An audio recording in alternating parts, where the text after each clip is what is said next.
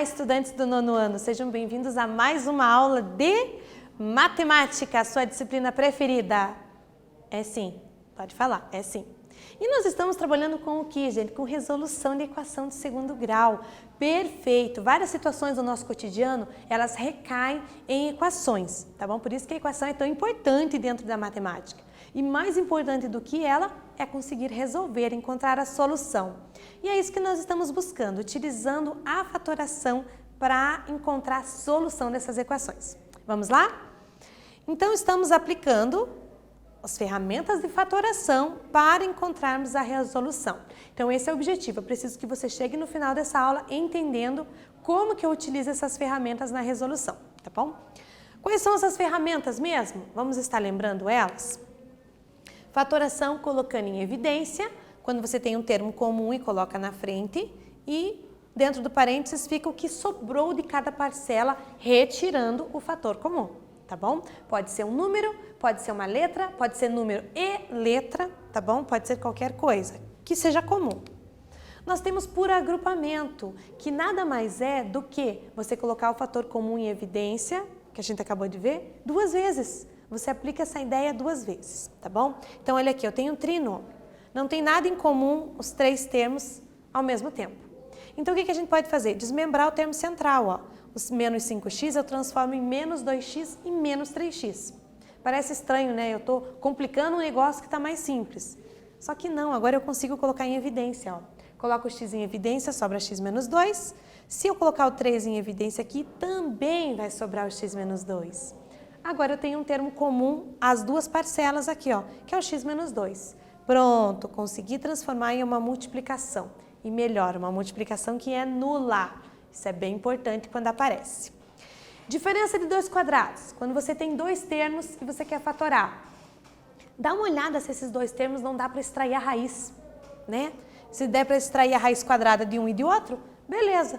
Escreve a raiz de um menos a raiz de outro. Raiz de um menos mais a raiz de outro, né? Os sinais você vai intercalar. Em um pode ser aqui, ó, no primeiro parênteses mais e no segundo menos. Você pode escolher, ó. Só verificando, raiz quadrada de 4x ao quadrado é 2x e a raiz quadrada de 25 é 5. Então, aparentemente não tinha fator comum, mas eu posso extrair a raiz quadrada e fatorar desta forma, tá bom? E a outra forma é o trinômio quadrado perfeito, quando você tem um trinômio e você percebe que, em vez de desmembrar o termo central, você consegue perceber que o primeiro e o terceiro termo são quadrados perfeitos. Extrai a raiz quadrada dos dois. Raiz quadrada de 25x ao quadrado, 5x. Raiz quadrada de 9, 3. Sinal do meio, coloca lá, ao quadrado. Pronto. Então, 5x menos 3 ao quadrado. Esse termo aqui é o termo central, que seria 2 vezes esse cara vezes esse. 2 vezes 5x, 10x vezes menos 3, menos 30x. Ok? Então, você encontra a raiz quadrada do primeiro e do terceiro termo aqui também. Então, essa é a forma de fatorar pelo trinômio quadrado perfeito. Lembrar das ferramentas, vamos praticar? Vamos praticar. Olha aqui, esse aqui que é o NAUBMAP, ó. Na figura a seguir, todos os retângulos são iguais, isso é importante saber. E possui o perímetro de 8 centímetros. Perímetro do quê? Do retângulo pequenininho, 8 centímetros. Qual o perímetro total desta figura? O que você me diz? Eu vou dar um tempo para você pensar sobre e nós já voltamos para conversar.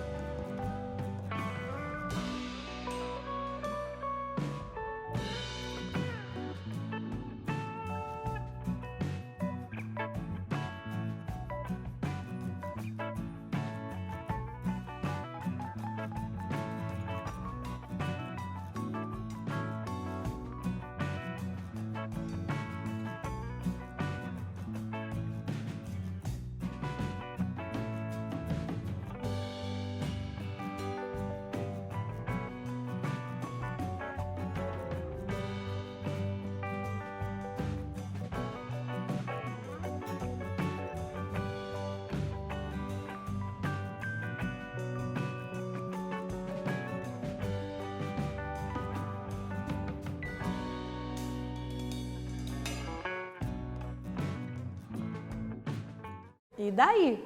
Me conta aí. O que você pensou? Ah, tem que ter pensado em alguma coisa, gente. Cabeça nossa tem que funcionar, ok? Temos que pensar em algo, mesmo que a gente chegue num ponto que fique empacado, né? Mas pelo menos você traçou uma estratégia. Aí você já sabe que aquela não dá porque travou, né? Então você volta e pensa em outra estratégia. Então olha aqui, eu tenho essa figura bem linda e maravilhosa.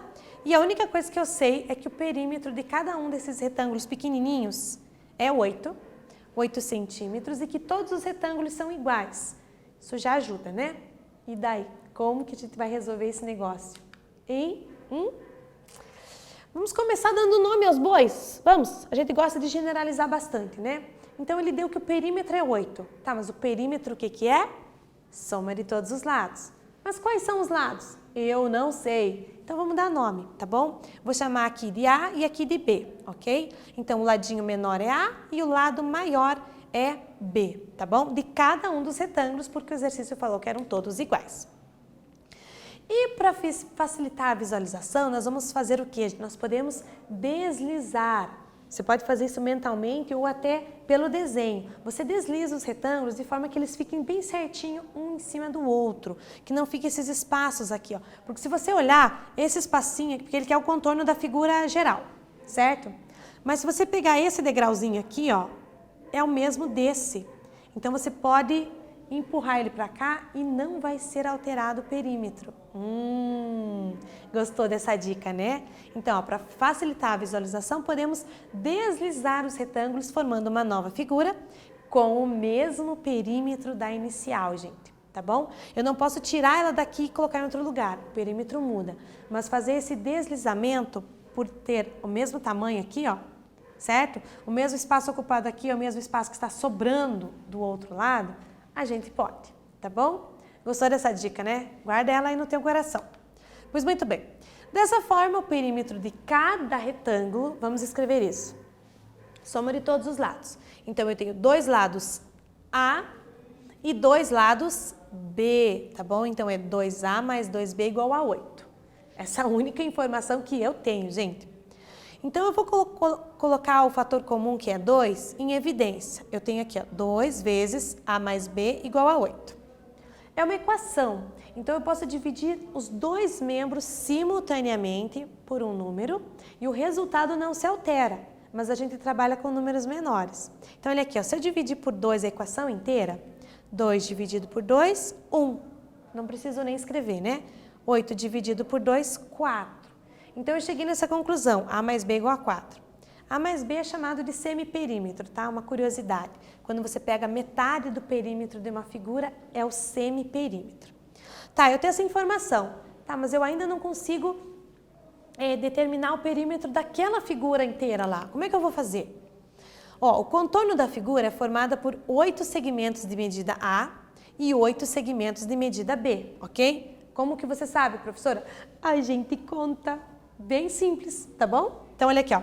Medidas B, essa aqui é a maior, ó. 1, 2, 3, 4, 5, 6, 7, 8.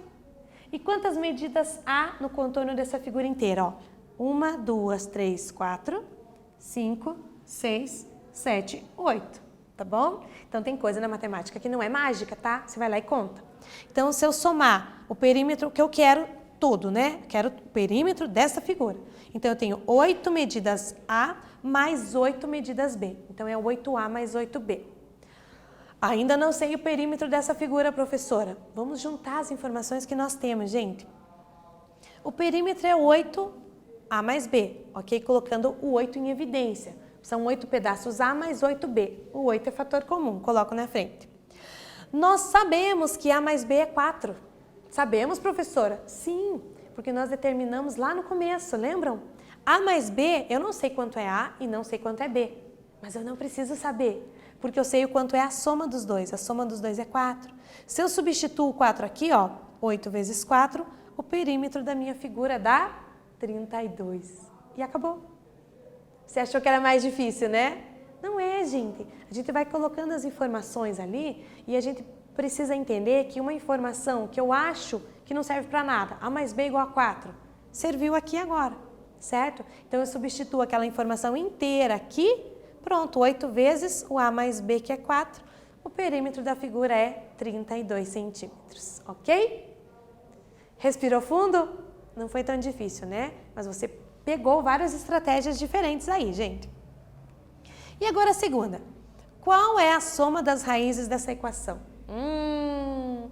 Vou dar um tempo para você pensar. Já volto.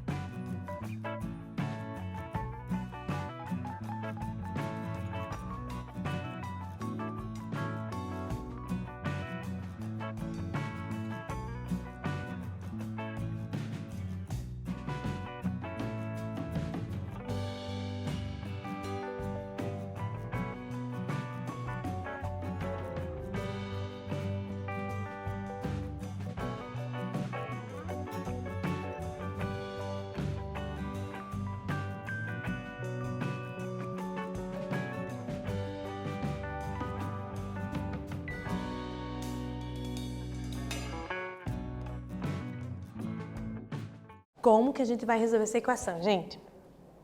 A gente está trabalhando com fatoração, né? Então, quantos termos eu tenho ali? 2. Beleza. Tem alguma coisa em comum aqui? Não, não mesmo. Então, a minha última alternativa a ser tentada, qual é?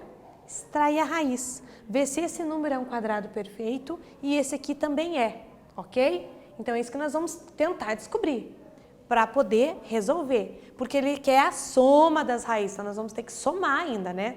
Além de encontrar as raízes, tem que somar elas no final. Então, vamos lá. Então, como eu disse, tem uma grande chance da gente utilizar a diferença de 2 quadrados, né? Extraindo a raiz deste primeiro termo e deste segundo. Vamos ver se existe a raiz quadrada, se ela é exata, tá bom? Então, vamos mexer um pouquinho. O que é 1,69x ao quadrado? Eu vou calcular a raiz quadrada. Eu vou reescrever ela, tá bom? Esse número aqui eu vou colocar na forma de fração. Vai ficar 169 sobre 100. 2 casas depois da vírgula, 2 zeros na potência de 10, tá bom? E daí agora eu extraio a raiz do numerador e do denominador, certo? Eu posso separar. Raiz quadrada de 169 é 13. Raiz quadrada de x ao quadrado é x. Essa era a parte mais fácil, né? Raiz quadrada de 100, 10. 13 dividido por 10, 1,3x. Então, eu tenho a raiz quadrada desse primeiro termo, gente. Na verdade, se você faz bastante conta, você sabe que 13 vezes 13 dá 169. E você já poderia desconfiar desse número aqui, certo? Que seria, não 13, mas 1,3, né? Ou então desmembrar ele desta forma aqui. Agora, vamos verificar se o segundo também tem raiz quadrada. Então, vamos mexer um pouquinho nele. Transformar esse decimal em fração, tá bom? Então, vai ficar em cima 10.201 e embaixo 1, 2, 3, 4 casas depois da vírgula, 4 zeros. Então, eu tenho o número 10.000 embaixo. Raiz quadrada desse carinha, gente, dá 101. Raiz quadrada de 10.000 dá 100. Então, de 10.000 e pouquinho, você aumenta 1, 2 unidades para verificar. Então, deu 101. Raiz quadrada de 10.000, 100.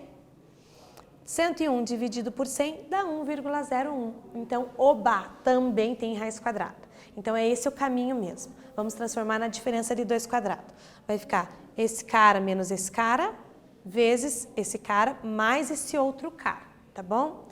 A extração, resultado das raízes quadradas, a gente vai escrever nos parênteses. Olha aqui, ó. Resultado da primeira raiz, resultado da segunda. E você vai intercalar os sinais de mais e menos dentro dos parênteses. Então, eu escrevi fatorado. Essa expressão é a mesma que essa, escrita apenas de uma forma diferente. Só que aqui eu consigo terminar, né? Por quê? Eu tenho um produto que é nulo. Se eu tenho um produto que é nulo, com certeza um dos fatores é nulo. E é isso que a gente escreve, ó. Primeiro fator igual a zero, ou o segundo fator igual a zero. E aqui eu tenho uma equação do primeiro grau, que a gente sempre resolve da mesma forma, né? Letra para um lado, número para o outro. Então, vamos lá, ó. Letra para um lado, número para o outro, vai ficar 1,3x igual a 1,01. Aí, 1,3 passa dividindo, eu tenho um valor aproximado aqui, ó, 0,78. Continua, tá? É uma divisão irracional, ela continua. Então, você pega 2 casas depois da vírgula. E a segunda? Mesma coisa, letra para um lado, número para o outro. A única diferença vai ser esse sinalzinho. Então, a conta é a mesma, só vai ser um número oposto, 0,78 negativo.